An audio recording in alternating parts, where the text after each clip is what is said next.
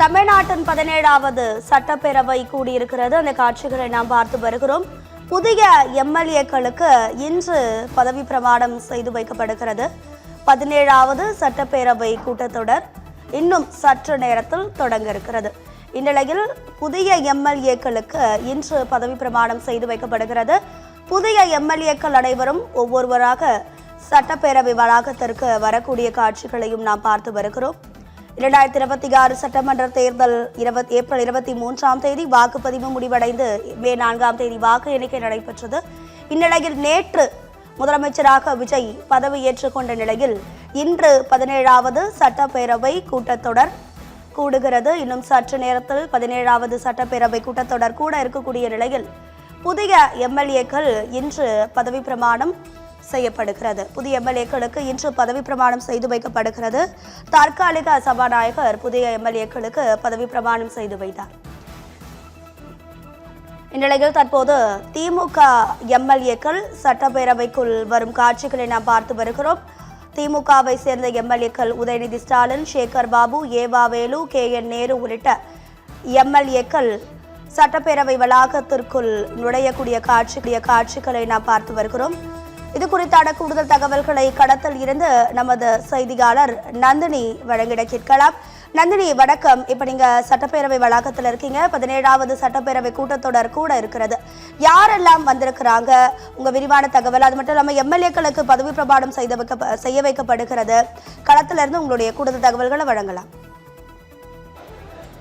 கண்டிப்பாக ராதிகா. குறிப்பாக அண்மையில் நடைபெற்ற தமிழகத்தின் 234 சட்டமன்ற தொகுதிகளுக்கும் அதாவது தற்பொழுது அண்மையில் முதலமைச்சராக ஜோசப் விஜய் பதவியேற்றிருந்தார்.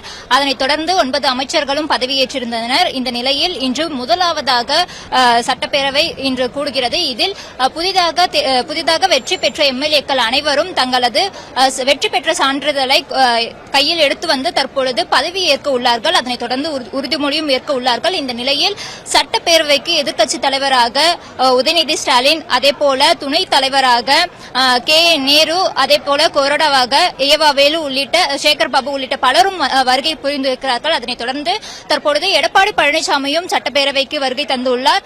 அதே போல தற்பொழுது SP வேலுமணியும் தனியாகவே வருகை தந்துள்ளார். குறிப்பாக தமிழகத்தில் 234 சட்டமன்ற தொகுதிகளுக்கும் அண்மையில் நடைபெற்ற சட்டப்பேரவை தேர்தலில் முதலமைச்சராக விஜய் பதவியேற்றிருந்த நிலையில் அவர் குறிப்பாக பெரம்பூர் மற்றும் திருச்சி கிழக்கு ஆகிய 2 தொகுதிகளும் போட்டியிட்டு 2லுமே வெற்றி பெற்றிருந்தார். இதையடுத்து முதலமைச்சராக பதவியேற்ற பின்னர் அரசியல் நடைமுறைக்கு ஏற்ப 2 தொகுதிகளிலும் ஒன்றை மட்டும் வைத்திருக்க முடியும் என்பதால் விஜய் தனது திருச்சி கிழக்கு சட்டமன்ற உறுப்பினர் பதவியை ராஜினாமா செய்திருந்தார். அவர் அளித்த ராஜினாமா கடிதமும் சட்டப்பேரவை செயலாளர் அலுவலகத்தில் ஏற்றுக்கொண்டதை அடுத்து தற்பொழுது தமிழக சட்டப்பேரவையில் தற்போது 234 உறுப்பினர்கள் மட்டுமே உள்ளனர். ஒரு தொகுதி தற்பொழுது காலியாகவே உள்ளது. இந்த நிலையில் தமிழகத்தில் 17வது சட்டப்பேரவை முதல் கூட்டத்தொடர் இன்று தற்பொழுது இன்னும் சிறிது நேரத்தில் சில நிமிடங்களே தொடங்க உள்ளது. அதே போல புதிதாக தேர்ந்தெடுக்கப்பட்ட சட்டமன்ற உறுப்பினர்கள் அவரவருக்கு ஒதுக்கப்பட்டிருக்கும் நாற்காலிகளில் தற்பொழுது அமர்ந்து வருகிறார்கள். ஒருவராக தற்பொழுது தலைமைச் செயலகத்திற்கு வருகை புரிந்து வருகிறார்கள். இந்த நிலையில் அவர்கள் வெற்றி பெற்ற சான்றிதழ்களுடன் பங்கேற்று வருகிறார்கள். குறிப்பாக உறுப்பினர்கள் பதவியேற்கும் வகையில் உறுதிமொழியும் ஏற்க உள்ளார்கள். புதிதாக உறுப்பினர்கள் தற்காலிக சபாநாயகர் தலைவராக நியமிக்கப்பட்டுள்ள கருப்பையா பதவி பிரமாணமும் செய்து வைக்க உள்ளார். குறிப்பாக முதல் நாள் கூட்டத்தொடரில் பங்கேற்க எதிர்க்கட்சித் தலைவர் உதயநிதி ஸ்டாலின், அதே போல சேகர் பாபு, ஏவா வேலு, சௌமியா அன்புமணி, அதே போல அதிமுக பொதுச் செயலராக இருந்த எடப்பாடி பழனிசாமி, அதே போல உள்ளிட்ட பலரும் வருகை புரிந்துள்ளார்கள். தற்பொழுது நமது நேரடியாகவே பார்க்க முடிகிறது. இப்பொழுது அதே போல தேமுதிக சார்பிலும் தற்பொழுது பங்கேற்று வருகிறார்கள். அதே போல அதாவது அதிமுக கட்சியில் உள்ள குழப்பம் நீடித்து வரும் நிலையில் சட்டப்பேரவைக்கான அதிகாரப்பூர்வ கட்சி தலைவர் இன்னும் தேர்வு செய்யப்படாதது அரசியல் வட்டாரங்களில் கவனத்தை ஈர்த்துள்ளது. குறிப்பாக தமிழக அரசியலில் புதிய அரசு, புதிய சட்டப்பேரவை, அடுத்த கட்ட அரசியல் நகர்வுகள் என்ன என்பதில் எதிர்பார்ப்பானது தற்பொழுது வரை அதிகரித்து வருகிறது. இந்த நிலையில் தற்பொழுது முதல் கூட்டத்தொடர் இன்னும் சிறிது நிமிடங்களிலே தொடங்க உள்ளது. ராதிகா. நந்தினி, முதலமைச்சர் விஜய் சட்டப்பேரவை வளாகத்திற்கு வந்திருக்கிறாரா? ஏன்னா முதலமைச்சரா முதல் முறையா சட்டப்பேரவை வளாகத்திற்குள்ள நுழையவிருக்கிறார். இந்த நிலையில முதலமைச்சர் விஜய் சட்டப்பேரவைக்கு வந்திருக்காரா? என்ன நடக்கிறது?